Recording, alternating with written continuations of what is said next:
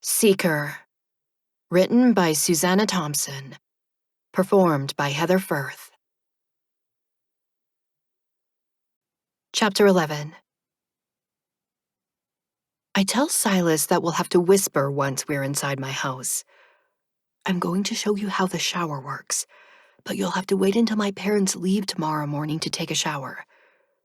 Why can't you show me tomorrow? He asks. I'll be at school, I reply. I have to leave before they do. I want to go to school with you, he says. You will, I assure him, but we have to talk to your guardian first. He has to register you at my school. Now be quiet. He stands behind me as I unlock the door, and he follows me into the house. I carefully close the door, trying to make as little noise as possible. Remembering to set my mom's keys back on the entryway table, I lead Silas to the same downstairs bathroom he used earlier. Turning on the light, I ease the door shut and whisper instructions for the shower, as I point out how to turn it on and use the shampoo and body wash. We rarely use this shower, but it's stocked with bath supplies and towels. I realize that Silas has no other clothes to change into tomorrow. He'll have to make do with what he's got until we can buy him more. Hopefully his guardian will give him some money. I have to admit that Silas's situation would have been impossible without Abel's help. He would have had no way to explain who he was or where he came from. You got it? I whisper. Yes, Silas whispers back.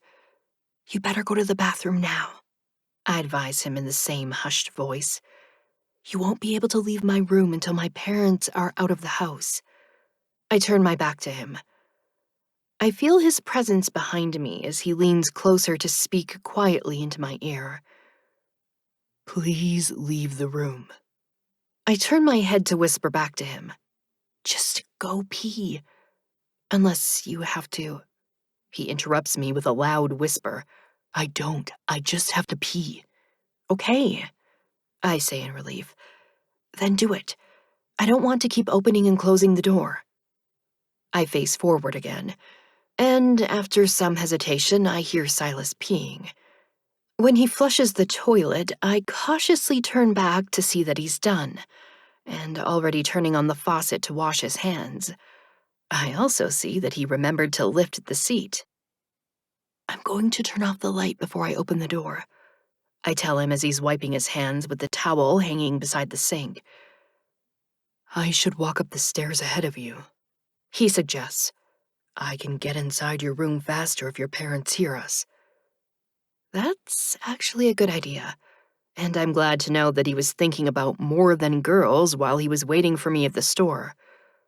Okay, go hide under my bed as fast as you can if you hear them coming. I turn off the light and open the door, holding back Silas as he tries to move past me. He halts obediently as I listen for my parents. When I don't hear anything, I remove my hand from his chest and allow him to pass in front of me. He walks down the hall in the dark toward the living room, where the dim light from the window helps us make out the dark shapes of the furniture. The most nerve-wracking part for me is when I follow him up the stairs. There is nowhere to hide if my parents catch us now. Once we reach the landing, we both rush as quickly as we can without running. My heart is still pounding with the fear of discovery when I close us inside my room and turn on the light. I stand staring at my door in dread of my parents walking in on us at any second. When nothing happens, I dare to hope that they're still asleep in their room. I turn and see Silas patiently waiting for me to take action. Handing him the bag with the pajama pants, I lean in close to him and whisper that he can change into them while I go to the bathroom. I grab a pair of sweatpants for myself, because I'm not going to sleep in my usual nightgown while I'm sharing a room with Silas. Easing the door to my room open again, I slip out into the hallway, making sure to close the door behind me. There is no reason for me to be nervous about my parents seeing me going into the bathroom in the middle of the night. but I still walk stealthily toward it and keep my movements as quiet as possible while I shut myself within. I take off my shorts and drop them in the hamper, before putting on the sweatpants I brought with me. I'd normally remove my bra, but I'll sleep in it tonight. Brushing my teeth reminds me that Silas needs a toothbrush too. It'll have to wait until tomorrow, and there is another thing to add to our list of supplies for him. I'm most concerned about his living arrangements, because I don't want to go through another ordeal like tonight. The longer I hide him here, the more chance there is of my parents finding him in our house. I wash my hands after using the toilet, and I hope that Silas won't have to go to the bathroom again before my parents leave in the morning. It's already after 1 now, so there are only 6.5 hours until they leave for work. That also means that I have less than 5 hours left to sleep before I have to get up for school. I'm wondering if I'll even be able to sleep with Silas in my room. I see him standing where I left him, but now he's wearing the blue plaid pajama pants I bought him.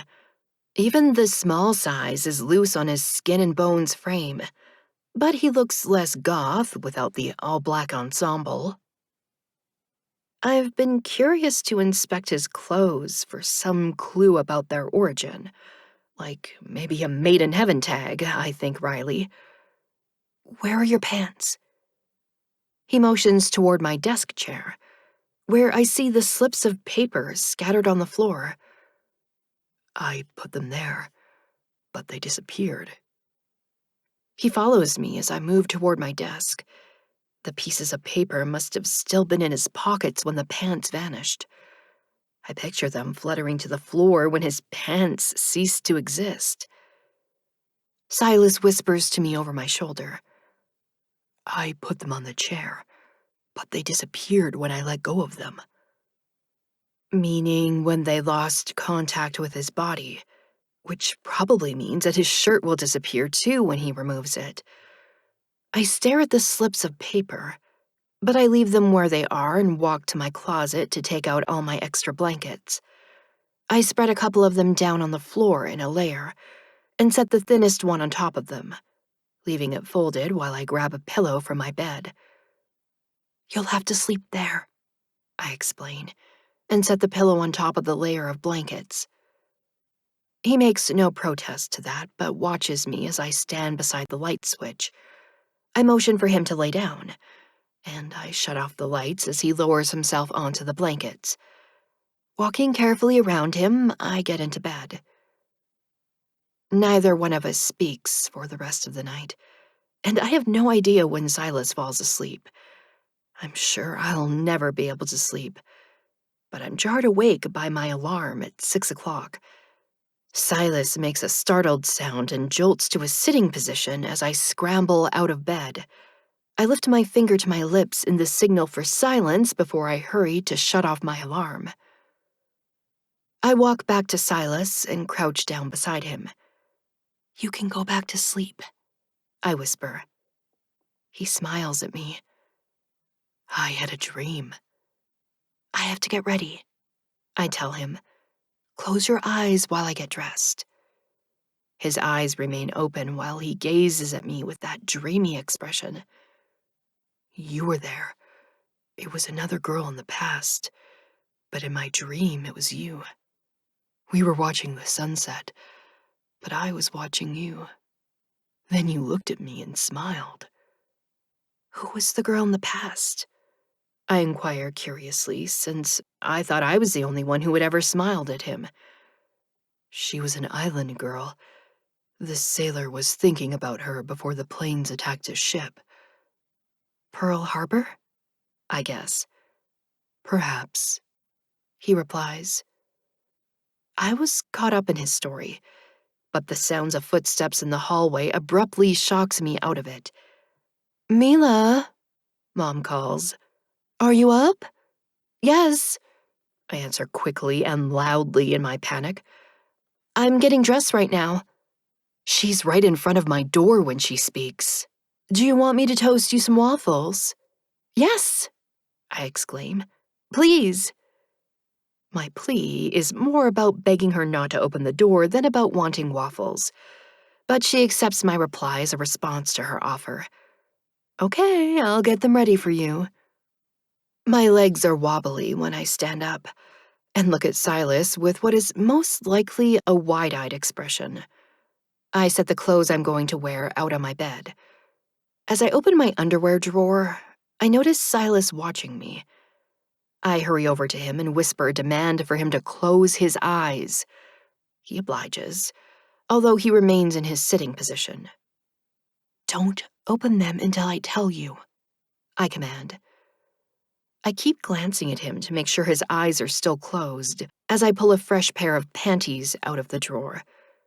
It makes me wonder if Silas has underwear on. Were they magically provided as well? Did Death wear underwear under that long cloak? Silas has never worn a cloak, according to what he told me, but stress is making my mind flit from one strange thought to another.